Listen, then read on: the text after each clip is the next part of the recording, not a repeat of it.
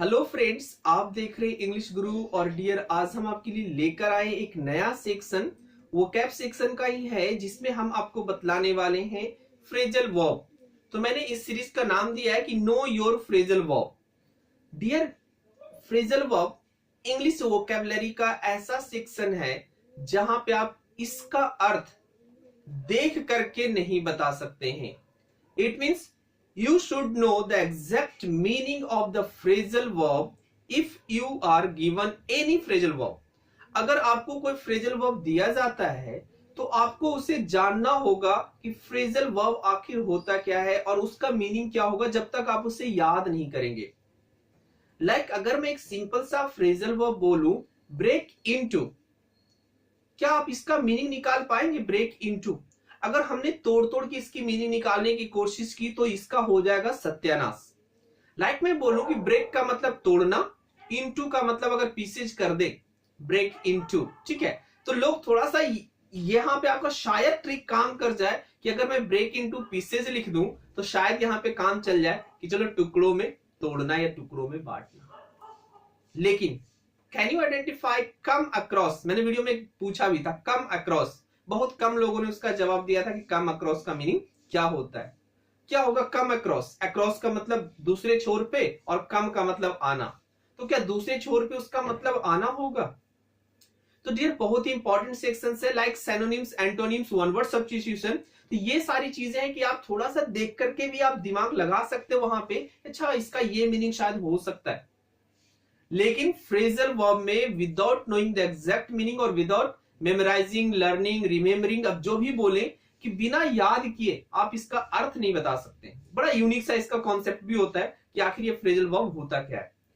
तो डियर, मैं कोशिश करूंगा जितना ज्यादा फ्रेजल वर्ब जो इंपॉर्टेंट आपके एसएससी प्रिपरेशन में काम आए, जो आपके एसएससी प्रीवियस ईयर में पूछे गए, उन्हीं सारे फ्रेजल वर्ब को मैं आपको बतलाऊं। कुछ रिकमेंडेशन हो, कुछ भी आपकी जरूरत हो तो आप कमेंट करके बताएं। और शुरू वीडियो करे जैसे देखना, लाइक करके आगे बढ़े देखना वीडियो, मजा ज्यादा आएगा। तो डियर, चलिए देखते हैं। पहला इंट्रोडक्शन पार्ट है ये, नो योर फ्रेजल वर्ब, कि क्या यहां पे हमें मिलने वाला है। फ्रेजल वर्ब का मतलब क्या होता है? क्योंकि हमने यहाँ पे देख रहा है, हम लोग को दिख रहा है यहाँ पे कि एक वर्ब दिया हुआ है। इट मीन्स यहाँ पे एक तो वर्ब होगा, दूसरा कौन सा पार्ट होगा? सबको आई थिंक पता होगा कि सर यहां पे प्रेपोजिशन होगा। आई थिंक एक पार्ट तो हमारा बन गया कि वर्ब प्लस प्रेपोजिशन। लेकिन कुछ लोग ये भी कंफ्यूजन में हैं कि वर्ब प्लस प्रेपोजिशन होता है कि वर्ब प्लस एडवर्ब होता है। कुछ लोग तो ये कहते हैं कि अरे यार वो होता प्रेपोजिशन है लेकिन उसे एडवर्ब कहते हैं। डियर, ऐसी बात नहीं है, प्रेपोजिशन को एडवर्ब के जैसा यूज करते, अगर यूजेज पे डिपेंड करता है कि हम उसका यूज कैसे कर रहे हैं। प्रेपोजिशन यूज करने का मतलब कि अगर प्रेपोजिशन कोई है तो उसके बाद में कोई वर्ड्स आएंगे, कोई नाउन आएंगे जिससे वो रिलेट करेगा दूसरे वर्ड को। क्लियर? अब आते हैं कि जब वर्ब प्लस प्रेपोजिशन होगा तो मतलब आगे में भी, अगर मैं लिखना चाहूं इसको और कंप्लीट करके, तो आगे में भी कुछ ना कुछ होगा। तब ये जाकर के आपका पहला पॉइंट हुआ फ्रेजल वर्ब का, कि वर्ब प्लस प्रेपोजिशन हमें एक फ्रेजल वर्ब बना के देता है। मैं एक एग्जांपल्स लिखूं इसका। शी लुक्स होगा, she looks after her parents. अब यहां पे आफ्टर को आप एडवर्ब नहीं बोल सकते, आफ्टर एक प्रेपोजिशन है। क्यों? क्योंकि ये बाद में इसको रिलेट कर रहा है। She looks after her parents, वह अपने माता पिता की देखभाल करती है। तो पहला पॉइंट हमारा बना कि अगर हम वर्ब के साथ कोई प्रेपोजिशन लगा दें और उसकी मीनिंग बिल्कुल डिफरेंट हो जाती है, जैसे फ्रेजल वर्ब बना ना, तो मीनिंग आपको बिल्कुल अजीब सा लगेगा कि यार ऐसे कैसे हो गया। लुक का मतलब देखना, आफ्टर का मतलब बाद में देखना।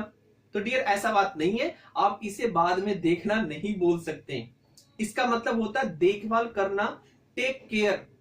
किसी का जब हम टेक केयर करते हैं उसे हम यूज करते हैं लुक आफ्टर के रूप में। सेकंड अगर मैं पार्ट करूं कि सेकंड पार्ट क्या होगा, तो एक तो हमारा वर्ब होगा, ठीक है। दूसरी क्या आएगी यहां पे आता है एडवर्ब, जो कि रहता है प्रेपोजिशन ही है, लेकिन चूंकि वो सेंटेंस के एंड में होता है इसलिए उसे हम एडवर्ब कहते हैं।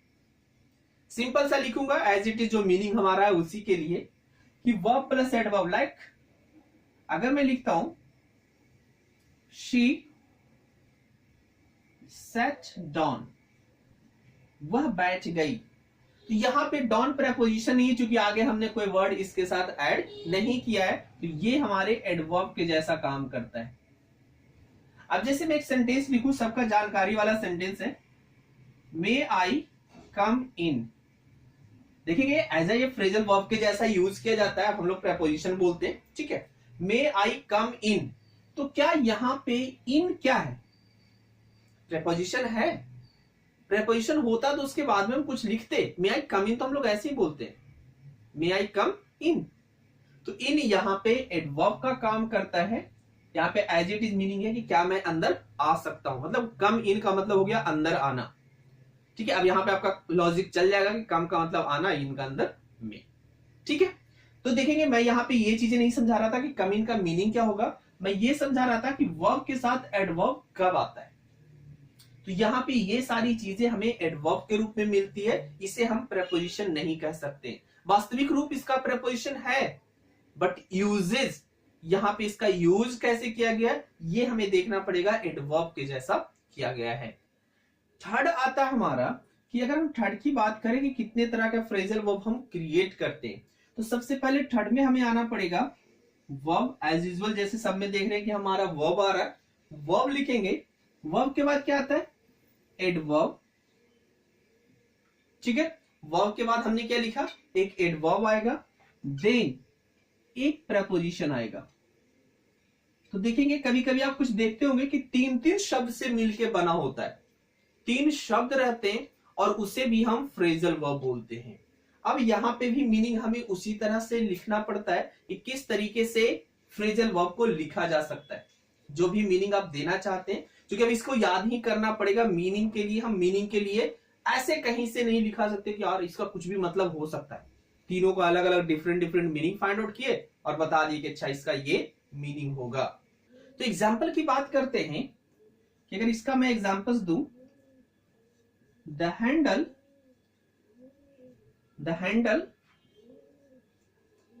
कम अवे फ्रॉम, हमने फ्रेजल वर्ब लिखा come away from, verb adverb preposition, ठीक है। The handle come away from the door,